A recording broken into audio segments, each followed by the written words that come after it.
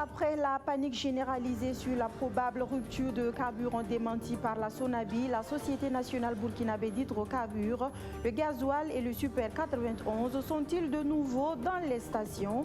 Une de nos équipes a promené caméra et micro dans la capitale burkinabé. Les éléments de réponse à suivre tout de suite dans ce journal. Manque de carburant à Ouagadougou, à Gorom dans le Sahel, la situation est pire. Pas d'essence, pas d'eau, pas d'électricité.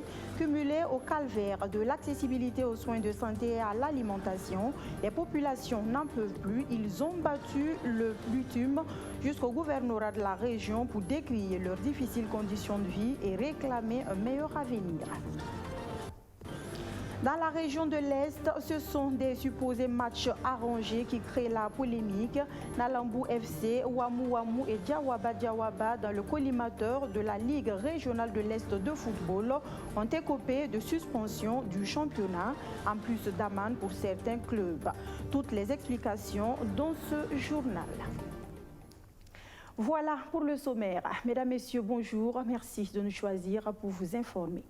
Avant de développer ces titres, selon un communiqué du ministère des Mines et des Carrières, on apprend que 8 personnes sont retenues dans la mine souterraine de la société Nantou Mining située à Perkoua, dans la province du Sanguier, région du centre-ouest. Depuis maintenant 5 jours, tout est parti d'une inondation suite à une forte pluviométrie enregistrée aux environs le 16 avril dernier. Il s'agit de 6 Burkinabés, un Tanzanien et 11 Zambiens. À noter que la mine bénéficie en ce moment d'un soutien de la brigade des sapeurs-pompiers de Koudougou, du génie militaire et des différents partenaires pour les opérations de sauvegarde. Cette question à présent, 24 heures après la débandade constatée suite aux rumeurs sur la pénurie de carburant, quel visage présentent les stations ce matin du 20 avril? Une de nos équipes a fait le tour ici à Ouagadougou et le moins que l'on puisse dire, c'est que la situation tend à se normaliser. Le constat de Maxime Ilboudo, c'est à suivre dans quelques instants. En attendant, 24 heures avant, c'était carrément un autre décor dans des points de ravitaillement de carburant. Alerté sur la rupture de stock d'hydrocarbures, personne ne voulait se retrouver en panne d'essence. Alors ce fut la chasse au carburant. Difficile d'en trouver une fois.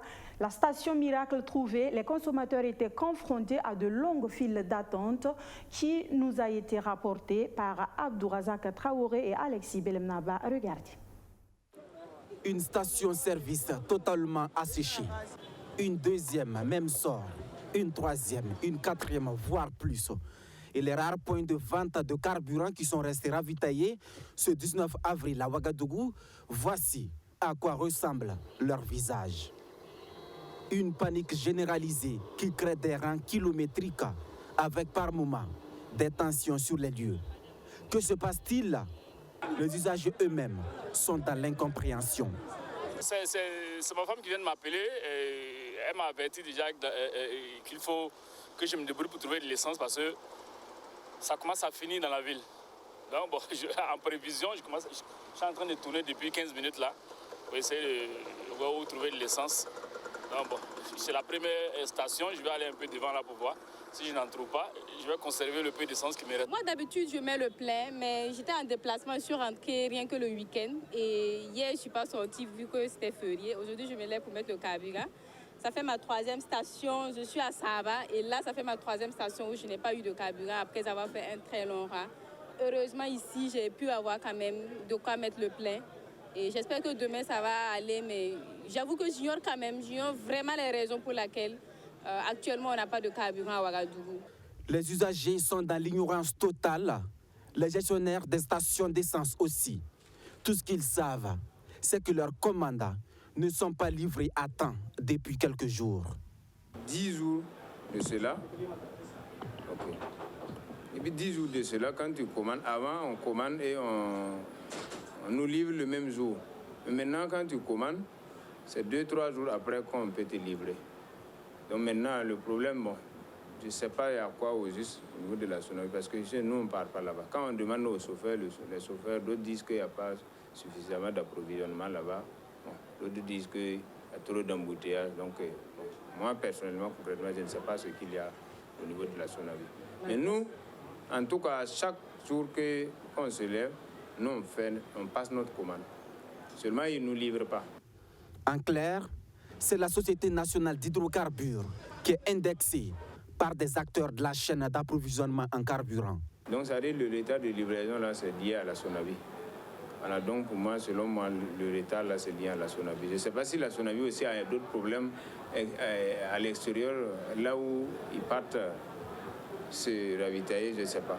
Sinon, nous, notre problème, donc, c'est lié à la Sonavi. C'est la Sonavi qui ne nous livre pas, qui ne nous charge pas. Voilà.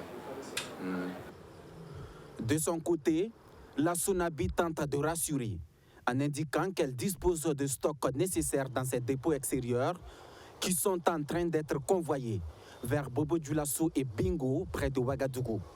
Quant à la distribution interne, la nationale d'hydrocarbures assure que les chargements des camions citernes se font de façon régulière depuis ce matin dans ces dépôts intérieurs et se poursuivront jusqu'à expiration des camions en attente.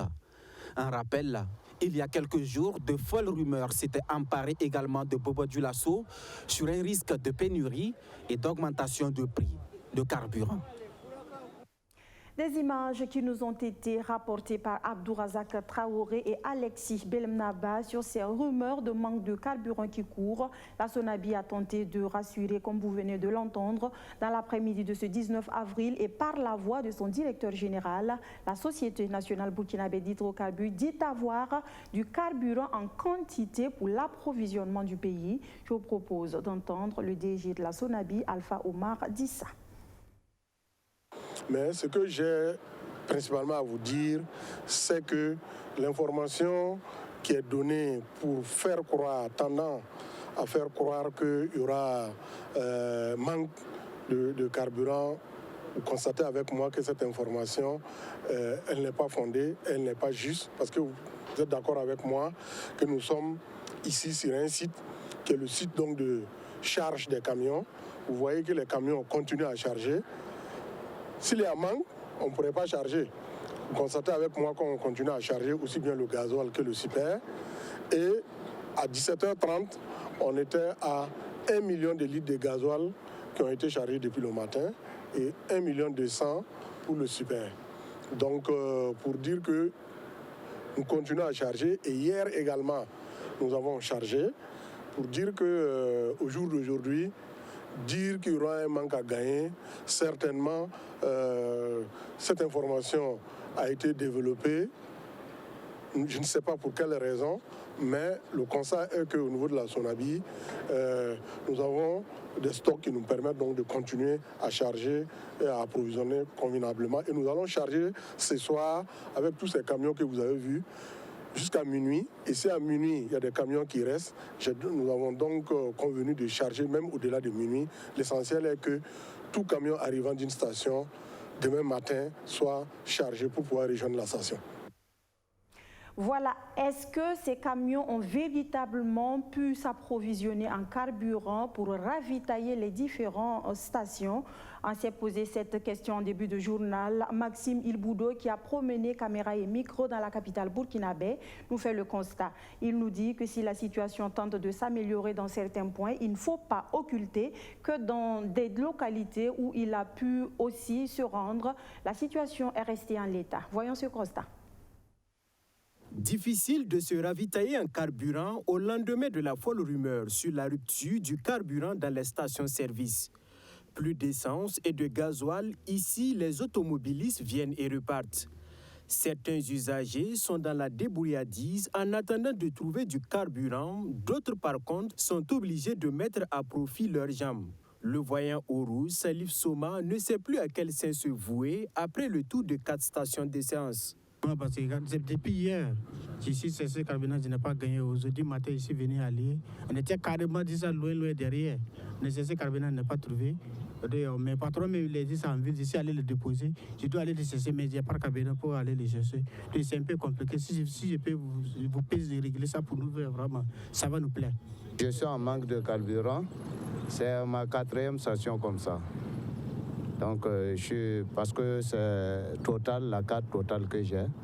Voilà, donc depuis hier, vraiment, ça fait que je suis en retard même avec mes courriers. Voilà, donc c'est pas intéressant aussi. Pas de temps à perdre après un coup de fil reçu d'un de ses amis annonçant la disponibilité du carburant dans une autre station d'essence. C'est quelqu'un qui m'a appelé qu'il y a essence à pétrole. On va aller chercher là-bas voir si c'est vrai. Bon, c'est pas un peu arrivé là-bas aussi, puis ça va finir. Ça sera autre chose encore. Dans cette station, c'est tout le contraire. Il y a du carburant, ils peuvent tenir encore quelques heures après avoir réussi à s'approvisionner tard dans la nuit à la Sonabi. On a eu l'essence hier, c'est un bon depuis vendredi. Voilà, mais le camion s'est aligné hier mardi et autour de 23h, 1h, il a eu le chargement et on a profité en même temps dépoter. Comme on savait qu'il y avait pénurie et que le matin les gens allaient dans le besoin, on a dépoté en même temps la nuit. Donc le matin, en tout cas, on est servi, on a du carburant. Plus loin, une gérante nous confie que son stock de plusieurs mille litres d'essence a été épuisé en moins d'une demi-journée. Une rumeur qui suscite une influence inhabituelle dans les stations-service et chaque consommateur en demande plus pour être à l'abri. Usagers de cyclomoteurs et automobilistes sont venus faire le plein de leur engin suite à la psychose. Ce matin, j'ai trouvé l'essence mais à pas d'eau. Voilà, à côté des terrains d'asphalte. Mais il n'y a pas de problème, quoi. Sinon, il y a essence. J'ai constaté la rupture hier, mais bon, je ne me suis pas mis la pression pour ça. Quand j'ai appris qu'il n'y avait pas l'essence, j'ai juste garé et puis bon, je me suis mis dans mon petit travail. Et tout à l'heure, j'ai appris qu'il y a un peu de ravitaillement et je suis venu pour mettre de l'essence. Si dans certaines stations, des usagers arrivent à se ravitailler sans la moindre difficulté, ce n'est pas le cas ailleurs où des retards de livraison se font toujours sentir, laissant les consommateurs dans le désarroi.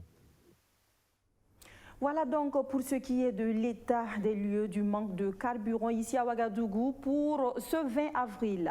À Gorom Gorom dans le Sahel, il n'y a pas que le carburant qui manque, vivres, eau, électricité et même l'accès aux soins de santé. La population manque de tout. Fatigués de vivre ce calvaire, les habitants de la localité sortent de leur gang.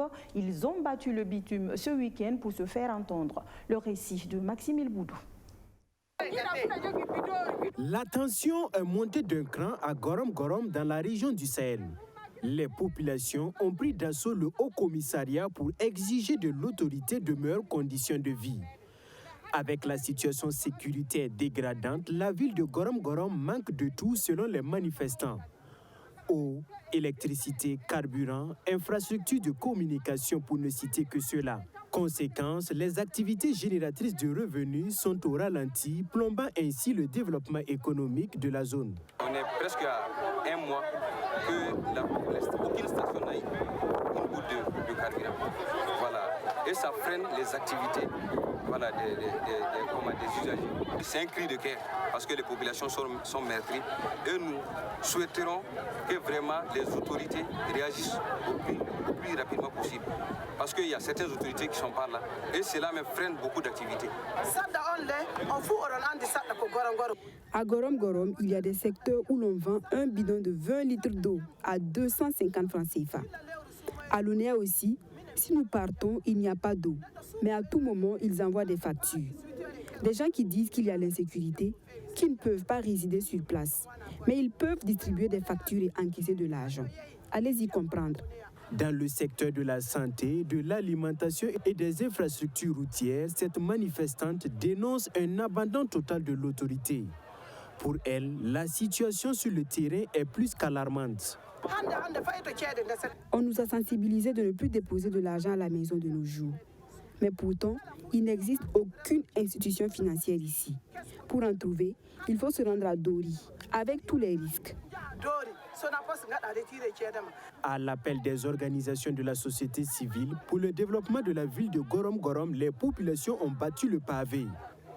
Elles ont remis à l'autorité locale une plateforme revendicative avec un ultimatum de 2 semaines pour apporter des solutions à leurs préoccupations. Si rien n'est fait, ils promettent hausser le ton. Nous souffrons. Il y a des fonctionnaires même qui vont à pied. Et ça, c'est le lieu pour nous-mêmes de les féliciter. Toutes les activités sont au ralenti. Donc, très sincèrement, on va vous demander de transmettre à qui de droit et de plaider en notre faveur pour le mieux-être de toutes les populations.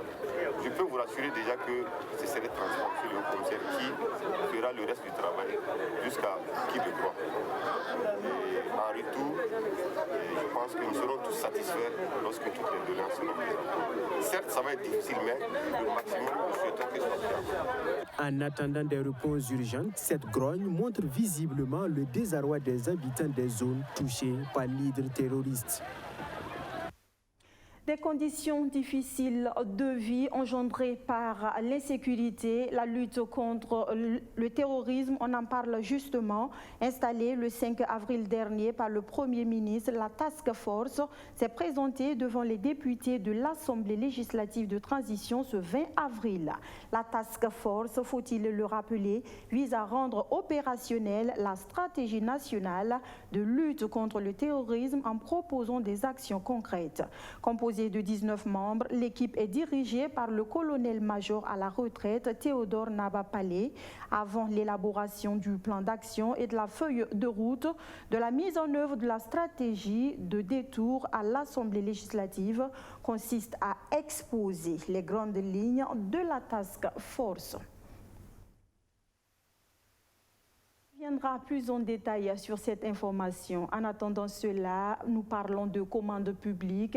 C'était une demande des différents acteurs du domaine. Bientôt, l'annuaire statistique 2020 sera disponible pour eux. Après sa rédaction, l'annuaire a été soumis hier pour validation au cours d'un atelier, nous disent Sarah Bougouma et Arsène Konditamdi. L'annuaire statistique 2020 est un condensé d'informations relatives au marché public durant l'année 2020. Ce document contient des informations comme le nombre de marchés passés au cours de l'année, les procédures utilisées et les montants par ministère, entre autres.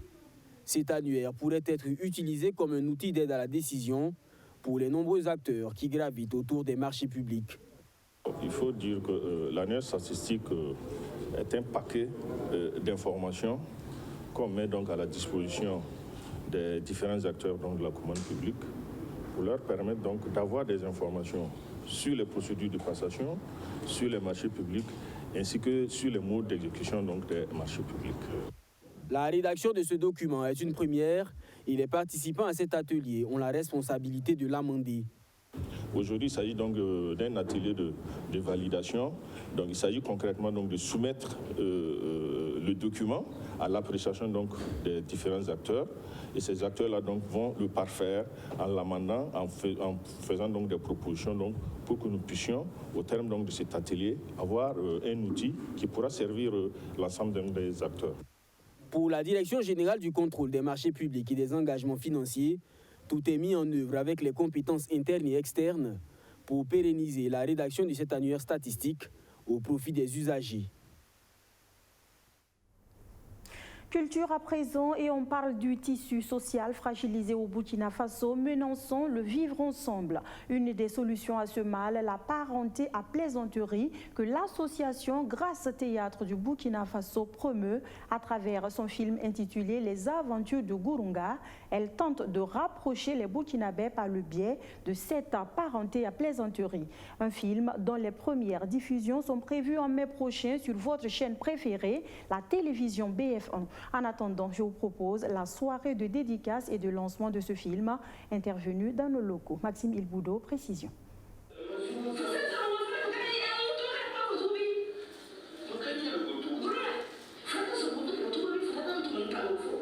Les Aventures de Gurunga, une série comique qui valorise les expressions culturelles basées sur les valeurs traditionnelles. Elle met en évidence deux communautés Bissa et Gurunsi qui parviennent à surmonter leurs différends grâce à la parenté à plaisanterie. Un moyen pour tempérer et juguler les tensions entre les communautés. C'est une valeur qui existe et qu'on a tendance à oublier. Le vivre ensemble, la cohésion sociale nous manque énormément aujourd'hui.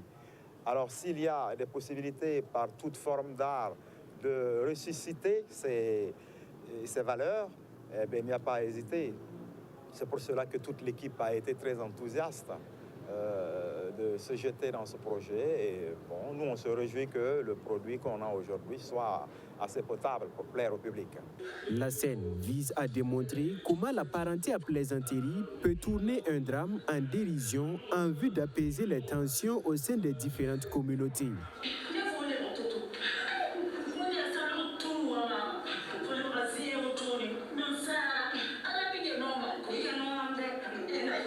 Avec ce concept, l'auteur veut redynamiser la parenté à plaisanterie avec une touche humoristique. Ce projet a donné vie à une série de 6 épisodes de 26 minutes chacun. Estimé à plus de 20 millions de francs CFA, le projet bénéficie du soutien du Fonds de développement culturel et touristique de l'Union européenne et de la télévision BF1. Depuis le départ, BF1 nous accompagne. Et cette fois encore, ça a été vraiment la structure qui a accompagné Grâce Théâtre pour bénéficier du fonds de développement culturel et touristique. Il y a de cela quelques jours, on a lancé un appel à projet où, dès lors que vous avez pu finir votre premier projet, ils ont bel et bien la possibilité de lever d'autres financements et nous espérons qu'ils vont dépasser les 17 millions. La première audience télé du Burkina veut, à travers la diffusion de ce film, rehausser l'image du cinéma africain. Mieux, faciliter le dialogue et le brassage culturel. C'est un projet qui parle bien aux citoyens lambda burkinabés et BF1 est une chaîne de proximité. Nous nous sommes vite inscrits dans cette dynamique-là où, effectivement, il fallait aider et collaborer avec Grâce Théâtre pour qu'on puisse sortir un produit qui parle au commun des Burkinabés, au Burkinabé lambda, que ce soit dans les non-lotis ou à Ouaga 2000, qu'on se sente interpellé, concerné par ce contenu. L'intérêt de ce film, rappeler l'importance des valeurs traditionnelles, socle de la société africaine. Sport, football à présent, et je vous emmène dans la région de l'Est où le sport roi est en crise. Accusé d'avoir arrangé le match du 29 mars dernier qui a opposé Nalambu FC à Fada FC et qui s'est soldé sur le score fleuve de 18-0 en faveur de Nalambu FC, l'entraîneur de Nalambu FC ne pourra plus pratiquer durant les 2 ans à venir, son équipe aussi. Mais ils ne sont pas les seuls à écoper de sanctions. Ouamouamou et Fada FC, également impliqués dans cette affaire de matchs truqués, se retrouvent respectivement avec une amende de 150 000 francs CFA accompagnée de suspension pour le reste de la saison et un retrait de 7 points plus une suspension d'1 année de toutes les compétitions organisées par la Ligue régionale de football de l'Est. Toutes les explications avec Luc Pacbelga. Habitué à prendre des scores fleuves quand il était en première division autour des années 1990, le Nalambu FC, le mythique club de football de Fada, a encore fait parler de lui, mais cette fois-ci en 3e division. Une défaite 18-0 face à Fada Academy Football Club dans cette compétition a été considérée comme la défaite de trop et au cours d'une enquête diligentée par la Ligue régionale de football de l'Est, 3 équipes que sont le Nalambu FC, le Ouamouamou et le Fada Academy Football Club écopent de sanctions selon leur degré d'implication. Il est reproché à ces clubs un arrangement au cours du match au fameux lourd score 18-0 et une corruption. Cette décision portant sanction des équipes, joueurs et dirigeants ne passe pas au niveau de certains acteurs à Fada, surtout que ces sanctions ont épargné le club Diawaba, choisi comme représentant de la région pour le championnat national de 3e division. Nous-mêmes, c'est sur les réseaux sociaux que nous avons constaté qu'il y a eu une sanction contre le Nalambu et l'entraîneur de Nalambu. Comment dire, on a lancé la compétition en 9 jours. C'est en 9 jours de compétition qu'il a regroupé les jeunes pour aller compétir. Donc, et il n'a pas assez de joueurs. Donc c'est les juniors et puis les cadets qu'il a mélangés pour pouvoir les représenter, pour les surclasser, pour qu'ils puissent jouer une compétition des seniors. Donc, premier match, ils se sont bien sortis. Et le deuxième match, face au Diawaba, qui s'entraîne, qui a des gens qui ont au moins de 30 ans, qui sont là, qui jouent depuis 5 ans, 6 ans ensemble. Donc, le Diawaba les a battus 7 à 1. Donc, Fada Academy, c'est un centre de formation. Donc, bon, vous voyez un centre de formation qui regroupe toutes les disciplines face à cette équipe-là, qui joue avec des juniors, des cadets. Donc, c'est normal que, bon, le score qu'on a constaté là, voilà. Bon, maintenant, la sanction proprement dit, je ne sais pas comment qualifier ça, comment la personne... Bon, c'est une chasse aux sorcières parce que tout simplement, celui qui est le président de la Ligue est membre fondateur de Diawaba. En plus de la suspension de 2 ans pour arrangement de match au profit de Fada Academy Football Club, le Nalambu FC voit son entraîneur suspendu également pour 2 ans pour les mêmes motifs. Quand on me parle de match arrangé, personnellement, moi je suis Ouedraogo Douvé Suleiman, entraîneur qui a entraîné le Nalambu. Je n'ai arrangé aucun match. Je n'ai arrangé aucun match avec Fada Academy. Et si on m'accuse, alors que ces personnes-là viennent et qui me posent la question, j'ai entendu qu'il y a eu des enquêtes. Comment on peut faire une enquête en 3 jours? Comment... bon, je peux dire peut-être les enquêtes ont commencé avant le match, pendant le match et après le match. Sinon, on ne peut pas dire qu'on a fait une enquête sur quelqu'un et que cette personne n'a pas été entendue. Sans être pour de telles pratiques, si elles étaient avérées, le district qui s'occupe de l'organisation des matchs dans le Gourmand est surpris de la décision de la Ligue. C'est nous qui avons organisé la compétition. On était surpris. Nous, la Ligue ne nous a rien dit. En tant que district, représentant la Ligue dans la province. Bon, nous, on a trouvé quand même qu'il y avait une ingérence déjà. C'est vrai que c'est eux qui nous commandent, mais au niveau province, c'est nous, c'est notre compétition. S'il y a un problème particulier, on pense qu'il faut d'abord approcher le district pour qu'on échange. Mais jusqu'à l'heure où nous faisons cette interview-là, il n'y a pas eu d'échange entre la Ligue et nous.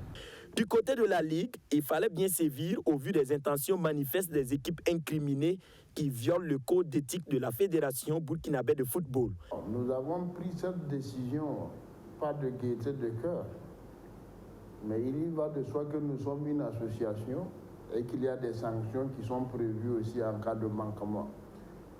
Nous prenons l'opinion nationale et locale à témoin. Tous ceux qui ont suivi le match Nalambu-Fada AC, vraiment, c'était une parodie de football.